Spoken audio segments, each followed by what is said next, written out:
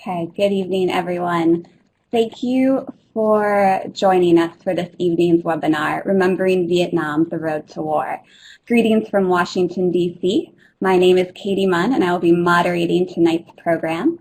I'm thrilled to be joined by my colleagues across the country for tonight's event, including Mark Adams at the Harry S. Truman Presidential Library and Museum in Independence, Missouri, Pam Sanfilippo at the Dwight D. Eisenhower Presidential Library, Museum, and Boyhood Home in Abilene, Kansas, and Nina Tisch at the John F. Kennedy Presidential Library and Museum in Boston, Massachusetts. The National Archives preserves and protects the historically valuable records of the United States government and makes them available to the public.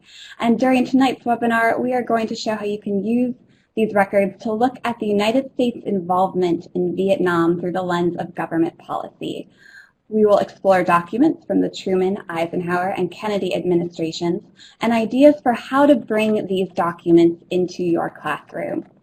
Tonight's presentation, part one of our two-part series, is not intended to be a comprehensive look at the Vietnam War. Rather, our goal is to connect you with primary sources that you can use to help further your students' understanding of the United States involvement and the decisions made by each administration regarding Vietnam. These documents are just a piece of the story. We will also show you how to find additional primary sources within our holdings for teaching this topic. All of the documents presented in this evening's program are available online, and you'll receive the links to them at the end of our webinar and via email. Looking at our poll, I see that our teachers out there are using a lot of great resources for teaching Vietnam, primary sources, historical videos, resources from a variety of sources. So tonight we're hoping to add to your toolbox with the different primary source documents and tools for teaching them in your classroom. Well, without further ado, I would like to turn it over to our first presenter, Mark Adams at the Truman Library and Museum. Good evening, everybody. Welcome, and thank you for joining us. Thank you for taking your time on an evening like this to learn more about the Vietnam War. And we are going to be looking back at the history prior to the war itself. We're going all the way back to 1940s. I'm going to really focus on the period 1945, when Truman becomes president in April, through to about 1950, when things change in Asia in general. So we're going to focus on that 5-year time period, really. And then my colleague at the Eisenhower Library, Pam, will pick up from where I leave off. I'm just focusing on 2 documents tonight, so that we have some, real focused attention on 2 documents. Of course, there's many thousands of documents out there. But I want to try and share some ideas about those documents and to dig into those. First of all, just the context. Truman becomes president in 1945 in April, as you know, and by August he's dropped the atomic bomb on Japan and ending the war in Japan. And that time period, September 1945, is really where we start the story. And we're going to look at this first document here in a moment that's on the screen. I'm actually going to zoom in to help you. You might be thinking, how are we supposed to read that? So let's kind of go in here. And you'll see this document. First of all, we're going to, with students, you always want to focus on the date first, I always feel like. And so here we have a document from February 28, 1946 from Hanoi. And I've got it so focused in you can't tell any of the information yet. This is the second of 2 telegrams sent to President Truman. And we're going to scroll down and we'll see who this telegram is from. And you might be surprised to see that this telegram is from Ho Chi Minh. And I don't need to necessarily go into the background of who he is with you as expert teachers, but this is a really fascinating way for me to think about how to get students involved in looking at the background of the conflict before the Vietnam War, long time before the Vietnam War. Here we are. Let's remind ourselves of the date again. 1946, he's sending this telegram to President Truman. He'd actually sent a previous telegram in September of 1946. They're both very similar. So we're going to scale out a little bit just to see some of the information that is in here. And forgive me with the technology.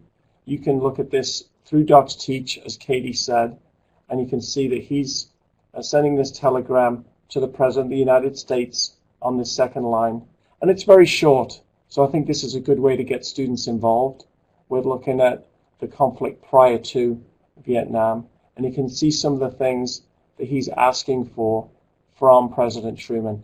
Now, this is where you would back up maybe and have the students look at some context, maybe as an activity, build a timeline from the end of World War II in 1945 through into the 50s to see what is going on, just for ease of explaining to you. And then following month, this was at the end of February, so just like the following week actually, March the 6th, 1946, the French and Indochina, Ho Chi Minh, come to an agreement. Truman's policy, that's the focus of our presentations tonight, the government policy for President Truman and his administration in 1945 and early part of 1946 was to remain neutral and stay out of things and let things take their course. That isn't really what they were doing, but that was kind of the public face of what they were doing. You can see some of the demands here. He wants the United States to recognize an independent nation there, and to really dismiss the French colonialists is really how Ho Chi Minh would have described them. So there's a lot of possible activities here that you could do. You could do very straightforward document analysis using the document analysis tool on Docsteach and dig in and look line by line at what Ho Chi Minh was asking of President Truman. The second one I like to think about is to speculate what Truman would have done. What did Truman say, or how did he respond to this? And you don't need to necessarily tell your students this right away. You will eventually. But I will tell you, Truman didn't respond. It's not even clear that this even came across Truman's desk. Either the telegram that was sent in September of 45, or indeed this telegram in February of 1946. Truman never responded. It's not even clear that it actually made it to his desk for him to consider. As I said, the Truman administration at that point, their public face was of being neutral, but actually behind the scenes they were really supporting the French without doing too much. That's going to change later, as we'll see in the second document. But they really needed a strong France in Western Europe, and some of your students could probably look at, an activity would be, why would Truman need France to be strong in 1945, 1946, after the end of World War II? And he needs them to be strong in Western Europe. As you see the Soviet advance and Winston Churchill's Iron Curtain speech in this same time period as this telegram, the Iron Curtain is coming down in Europe in the spring of 1946. Churchill makes that speech. So already the Cold War has started. And so a strong France is very much in the best interest of the United States.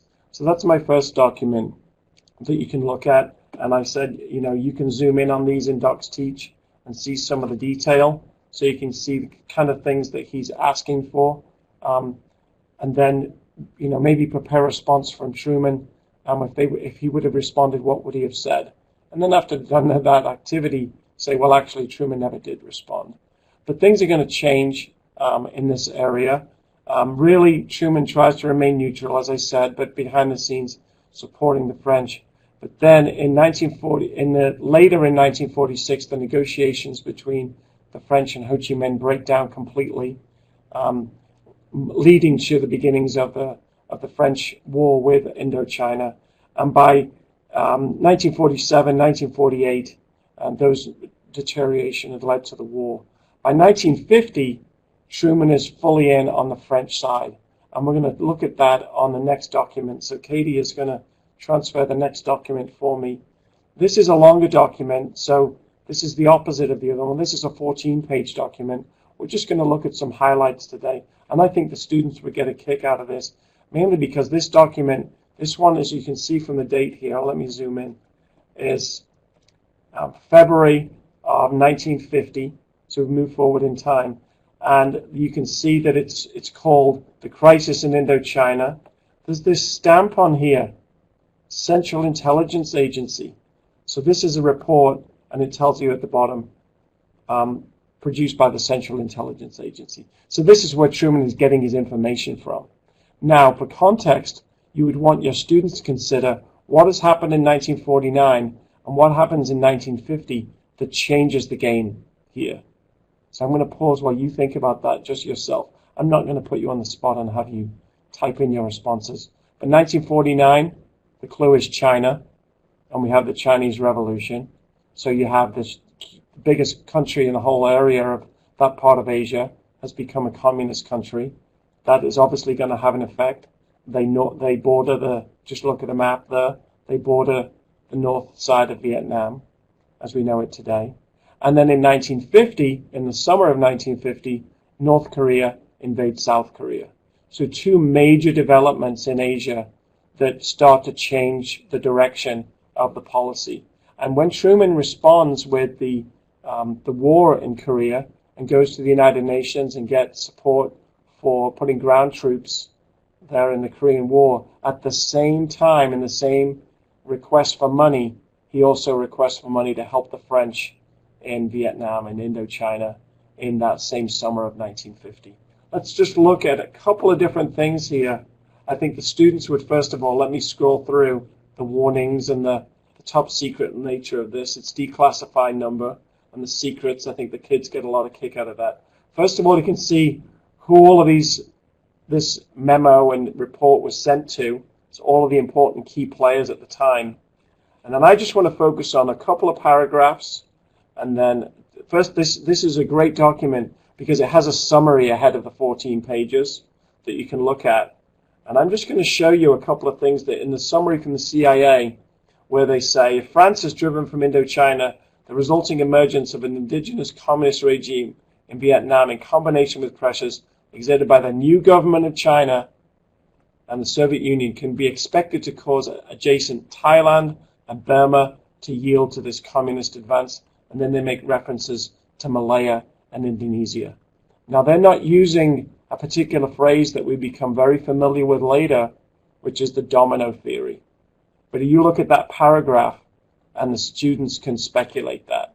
They're looking at how communism from China and from the Soviet Union could be spread not just into Indochina and Vietnam, as we call it today, but into all of these other countries as well.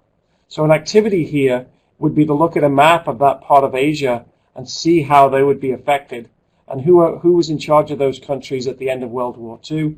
In Burma, you would see it was the British.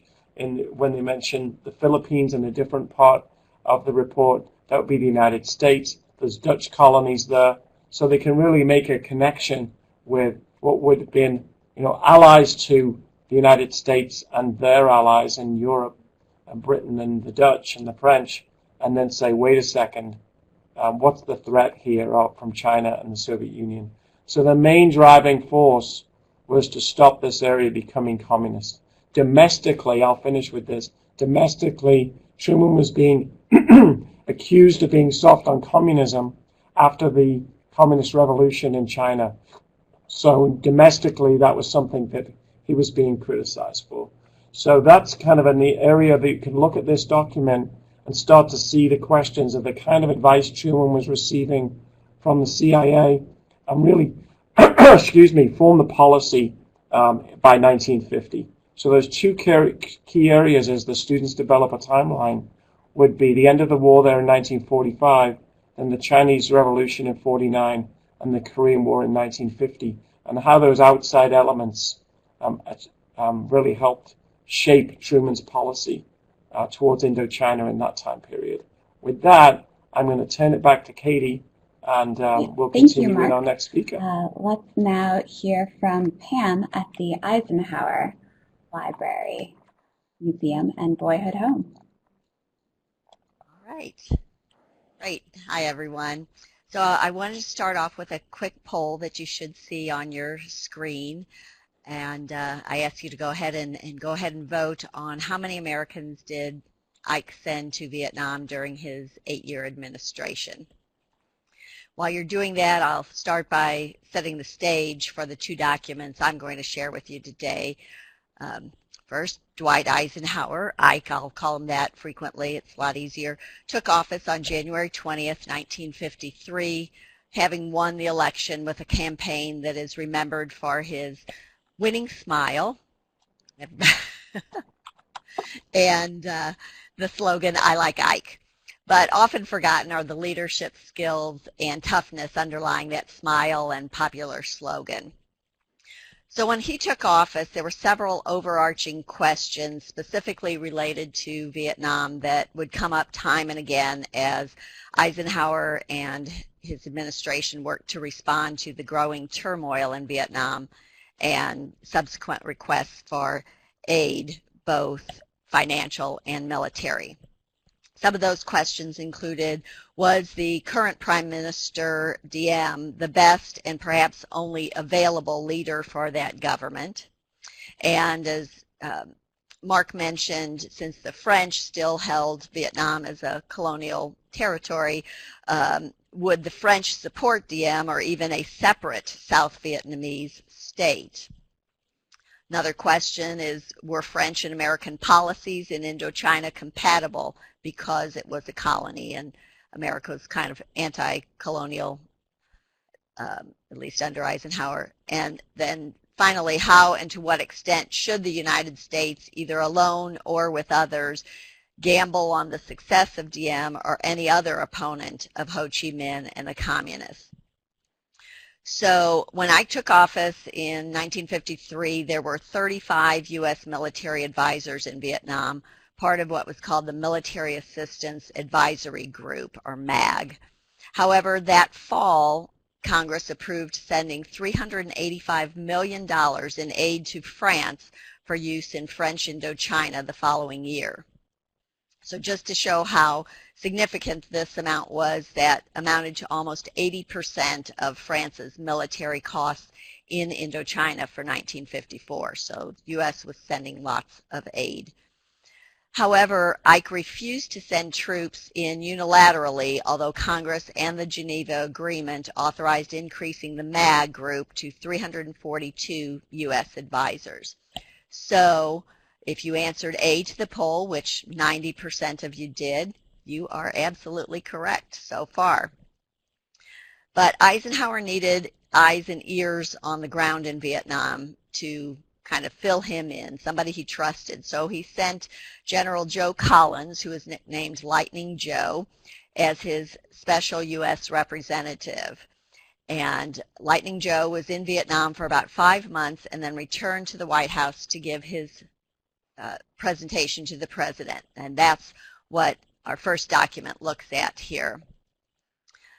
I'm going to go ahead and highlight.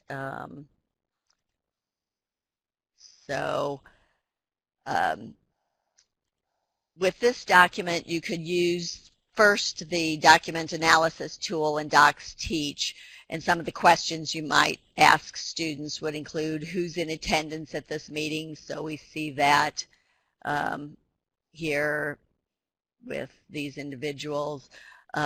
Secretary of State Herbert Hoover, Undersecretary of Defense Robert Anderson, and Dylan Anderson, who was special assistant to the president.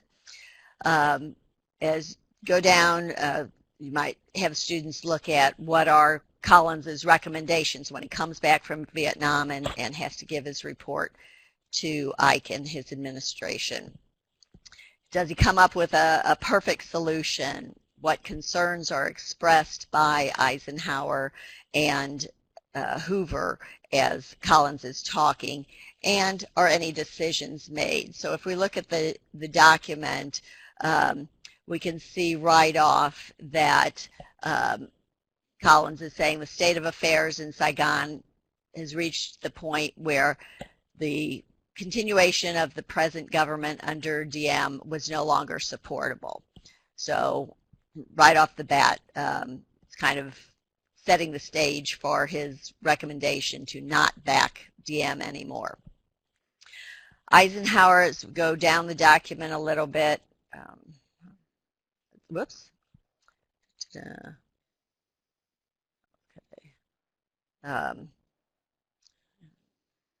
zoom in a little bit too.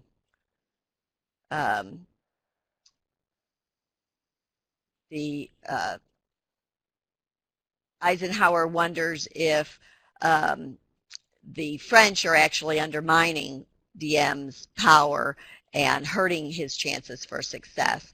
Collins is pretty blunt on the second page when he tells the president that see if I can find it here, that the intelligence that Eisenhower has been receiving isn't good. It's inadequate and inaccurate, and so he doesn't believe that the French are undermining him. Hoover goes on to question Collins about Collins' suggested replacement for Diem and how that will go over with the Emperor, Bao Dai. Collins argues that the Emperor still maintains a lot of control, that, again, more than many have been led to believe. And then, while Collins won't guarantee that his recommendations are fail-proof, he argues at the top of the third page and last page of the document that he felt it was the best course to be followed in a bad situation. So at this point, you could ask the students, based on reading this document, what action they think Eisenhower took.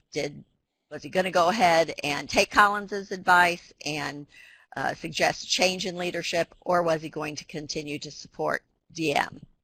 And of course, using this document, the students could be asked what evidence can be used to support their choice. The next step in working with these documents would be to present information about what happened, what did actually happen next. And 5 days after this presentation to Collins, at a meeting on April 27th, the State Department sent 2 telegrams to the French government expressing the United States' desire to change leadership in Vietnam. So it would seem that Eisenhower accepted Lightning Joe's recommendation. Except that less than 5 hours after those 2 telegrams were sent, the Secretary of State sent 2 urgent messages to the French telling them to ignore the previous telegrams. So then the question becomes, well, what happened to change Eisenhower's mind so quickly? It turns out that fighting broke out in Saigon almost precisely at the same time the French received the first 2 messages. According to Diem, his office was attacked by the police, who were under the control of an opposition sect, and Diem was able to use the Vietnamese army that was under his control to secure the area and force the police to retreat. So with Diem's success, the Secretary of State, John Foster Dulles, recommended to Eisenhower that Diem be given wholehearted support as the only one who could maintain power. So the second document that we're going to look at is kind of reflects how circumstances out of Eisenhower's or the United States' control can quickly change a decision and leave more questions than answers. And I think for students it demonstrates that questions and decisions cannot be considered in a vacuum or over a long period of time. There's no one moment when a single decision will have the exact results that were planned. So this document is kind of facetiously titled Fragments of an Ode Found in a Typewriter Over the Weekend. It's attributed to Bill Bundy, as you can see on the document, but it more likely came from Eisenhower's first national security advisor, Robert Cutler. And although there is no date on the document, it was actually written in early May. So it shows that less than a month after declaring support for Diem, turmoil still reigned. There's a lot of names in this poem, and again, you can see this on Docsteach. Some of them are mentioned in the first document, others are new. So I think one way to use this document with students is to use the Making Connections tool in Docsteach. They don't necessarily need to know who all these players were, but they can easily, I think, pick up on the fact that many options were considered as to who should lead in Vietnam. And Eisenhower's decision to ask Lightning Joe to scout things out. So why don't we wait for Lightning Joe? He'll know. And the back and forth of the second stanza or second part of the poem also presents the dilemma Eisenhower faced. Students may pick up on it that there are several generals referenced, General Vi, General Tai, which also were of concern to Eisenhower's desire for a democratic form of government as opposed to what might end up as a military dictatorship. And at the very, toward the bottom here, after General Vi tried to overthrow Diem and that was turned around on him, then suddenly he decides he's going to support Diem, at least for this day, and train. So changing loyalties didn't make things any easier for Eisenhower. And the poem ends with uncertainty and some jesting about government bureaucracy, perhaps, stating it may take 10 meetings of the IAC, which was the Intelligence Advisory Committee, before the end result is known. As a result of Diem's rapid success in fending off the opposition police force, a decision was made to support him as the only leader for the government. Additional advisory forces were authorized through the Temporary Equipment Recovery Mission term, which brought 350 more U.S. military logistics personnel to the country in 1956. So that brought the total to less than 700 throughout the remainder of Eisenhower's administration. So again, those of you who selected A were right on target there. Nevertheless, Eisenhower continued to insist that U.S. troops would not be used unless they were part of coalition forces. So when he left office, those 700 U.S. military personnel were in Vietnam as part of the advisory group and the Temporary Equipment Recovery Mission. So I will go ahead and stop there, and we'll move on to Nina and the next change of administration. Great. Thank you, Pam. Thanks for sharing these documents that give us some more insight into the decisions the Eisenhower administration faced. We're now going to hand it over to Nina at the Kennedy Library and Museum. And I just want to let our participants know that we will have time for questions at the end of today's presentation, and we'll look forward to hearing from you then. Nina, it's all yours. Thank you. So hello from Boston. Though there are many aspects of our country's involvement, increasing involvement in Vietnam, that can be highlighted during Kennedy's presidency, for this webinar, I've chosen a couple of documents that reference U.S. military advisors in South Vietnam. As Pam said, when Kennedy took office, there were about 700 military advisors in Vietnam, but the South Vietnamese army was losing ground against insurgents who were trying to overthrow the government of President Diem. So Kennedy increased the number of advisors. By the end of 1962, there were approximately 11,000 military advisors. And by the end of 1963, or the time of Kennedy's assassination, the number had risen to about 16,000 military advisors. So we'd gone from 700 to 16,000. What I think is often misunderstood is what these military advisors were actually doing during Kennedy's time. They were not just in some back room pointing at maps. Many of these soldiers were helicoptering South Vietnamese troops into battle, so they were in combat situations. And as of December 1961, these advisors had official authority to use their weapons in self-defense. But Vietnam was not the television war it would later become. And in early 1963, as we'll see from one of the letters that we're going to be looking at, most Americans were just not focused on Vietnam, not yet. So I'm going to show you a letter written in February 1963, before the Buddhist crisis, by a woman whose brother had just been killed in South Vietnam, and Kennedy's response. You should know that in the year of 1962, 53 military personnel had been killed, and during the year of 1963, another 122 had been killed.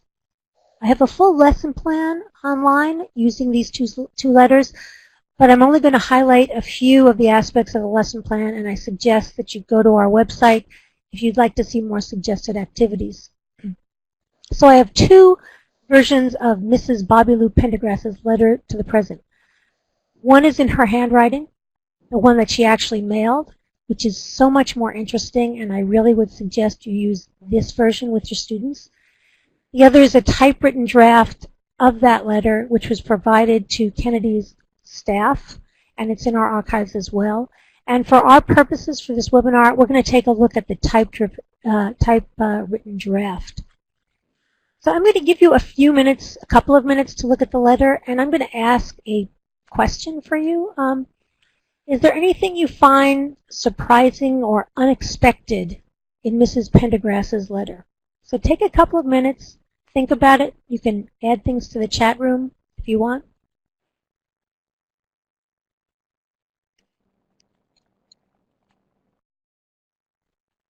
So I know some of you are typing away, and I will.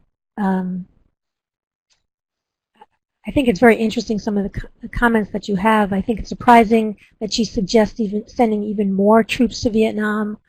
An interesting artifact to show to class. I think it's very interesting that she mentions that World War II and Korea were our wars, but not Vietnam. And as you say, she questions both the rationale as well as their resources. Notice how she says half of our country never even heard of Vietnam, which, you know, when we think about Vietnam now, we don't think about that time. She also, you know, she talks about the awful number of casualties, and as I said, there were 53 military personnel killed at that time, that year. And obviously that number escalated to over 58,000 by the end of the Vietnam War. And I also noticed her tone. I mean, notice the things that are underlined. She's bitter, she's angry, and she wants an answer. And you'll notice that very strongly in the original version that's handwritten as well. So now we're going to take a look at President Kennedy's response. And yeah, Carolyn mentions, I'm curious to know what she thought about the number of casualties several years later. It would be interesting to know, you know, if we could follow up with her, what she would say. But let's take a look at President Kennedy's response to this letter. And I'm specifically going to focus on the two paragraphs on the second page, because the first page is basically giving a history of our involvement in Vietnam. But the first two paragraphs on the second page mostly focus an answer to her question. And I guess I'm going to ask you is, do you think he adequately responds to her questions? Why or why not? And so I'm just going to give you a couple of minutes to take a look at that and think about, does President Kennedy adequately respond to the question of, did my brother die in vain, and why or why not would you think that?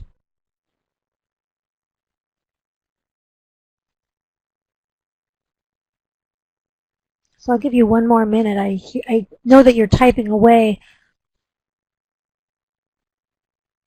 I notice one of the respondees says he doesn't articulate why it's our war. And there's a question about whether this is not enough. It's a very basic answer. She wants a real answer. He's talking about policy. So yes, I mean, this letter, again, you'll have more time to read both pages, but, you know, Kennedy is using the domino theory as a rationale for sending in military advisors. That we need to contain communism, and that the threat of communism overseas is a threat to us here, and that's the line. Let's see, for the context of the time, the ever-present domino theory at work, I think he believes he is giving a valid answer. Right. It's in line with the sentiments of the time, fighting communism. So these are good ways to look at these two letters. I think the letter from Mrs. Pendergrass is very poignant, and the response from Kennedy is pretty much articulates the point of view of the time of why we were in Vietnam. I I've put together, in addition to going to the lesson plan on our website, I've put together a list of annotated web links from our website that might be useful as you teach about the Vietnam War during the Kennedy years. And you'll be able to download this at the end of the webinar, and I think Katie will also email them to you as well. So that's it from me. Thank you for your responses. Great. Thank you so much, Nina, for sharing these resources from the Kennedy Library. It's great to see a reaction from a voice at home during this time period. Next, we are going to take a look at Docsteach.org, where you can find the resources we've shared tonight, as well as additional resources for teaching the Vietnam War in your classroom. So I'm just going to give you a quick overview of this website. And I see we have so far about 50-50 in terms of who has used it before and who has not. So hopefully you'll have some new ideas for how you can implement this tool in your classroom. So I'm going to go ahead and share the screen with you. So this is Docsteach.org, the online tool for teaching with documents from the National Archives. On Docsteach, you can explore primary sources and find online teaching activities for your classroom. And if you create a free account, you can also browse activities that other educators have created and made public, and also create your own activities using our series of templates. You've heard us mention a couple of these activity tools tonight, and we have a wide range of different tools. Some where you can have your students focus on a particular document and help them analyze it, tools where you can compare and contrast documents, or tools where you can bring several documents together to find a sequence or have your students make connections. When you're looking for resources on the Vietnam War, you can of course do a search, but we've also put together a theme page for the Vietnam War, where we have brought our resources together in a way that makes it easy to browse and to find teaching activities. This can also be a great place for students to go to find primary source documents if they are working on a research project or a National History Day project. So as I mentioned, tonight we're looking at really a small section of the story of the Vietnam War. We're looking at it through the lens of presidential decision-making and policy, but there are a lot of other stories we can find in the holdings of the National Archives to tell this story, and you can see how we've arranged some of these sources together. For example, we have many photographs of the military and in Vietnam at this time. Many of these come from the Office of the Chief Signal Officer or the records of the U.S. Marine Corps. So you can browse the photographs. Additionally, we have examples of propaganda created and shared in Vietnam by the U.S. government. We can also find additional documents that help us tell the story of the escalation of the war, the domino theory, and even look at some documents that show public opinion in the anti-war movement in the United States. In addition to these documents, we have teaching activities related to the Vietnam War and era. You have a starting list here of a couple of different activities. I'll show you, we'll take a quick look at what these look like. For the teaching activity, each one has a page for the educator, which outlines the historical era, the thinking skill, the Bloom's taxonomy level this activity reaches. It includes suggested teaching instructions for your classroom. And then when you click on Start Activity, this takes you to the student page. This is the Making Connections activity, where students will go through a series of military photographs from the Vietnam War and study them, practice document analysis, and then submit their responses. Each activity also ends with some contemplative questions at the end of the activity. And if you create a free account, you can actually review your students' responses in Docsteach.org.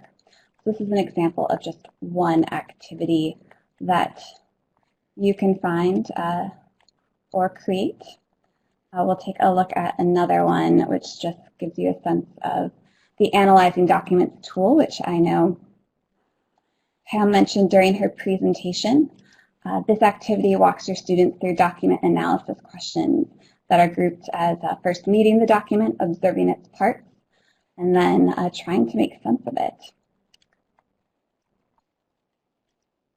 You can also find some activities that tie into this era, the 1960s and 70s, that help round out that story of what is happening in the United States during this time period. Hopefully these resources will come in handy as you approach this topic in your classroom. I also want to mention where you can find some other tools for document analysis.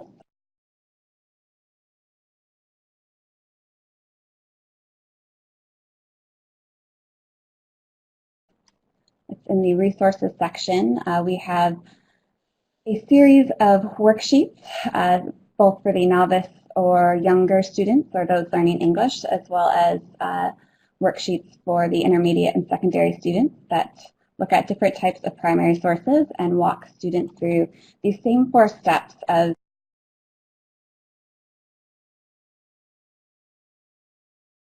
meeting the document, observing its parts, and trying to make sense of it, and then using it as historical evidence.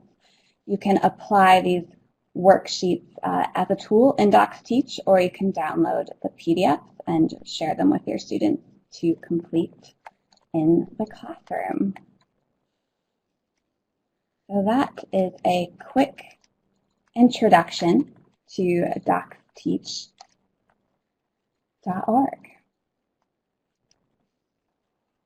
Well, as we wrap up our presentation today, I want to, of course, welcome back our presenters, because we will have some time for question and answers tonight. If you have any questions, please feel free to submit them in the Q&A box. I want to say a big thank you to Mark, Pam, and Nina for joining me this evening, and share links to a couple of websites up there in the top right-hand corner.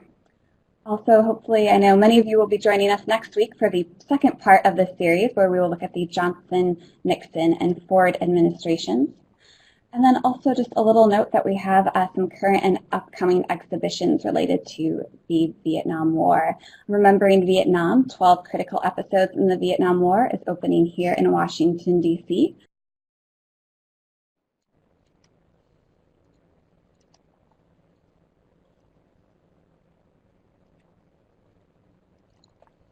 Okay, well, we will continue to hang out for a little bit if there are any questions that come up. If not, that concludes our program for the evening. So thank you so much for joining us on this Wednesday night. And hopefully these resources will be useful to you in the future.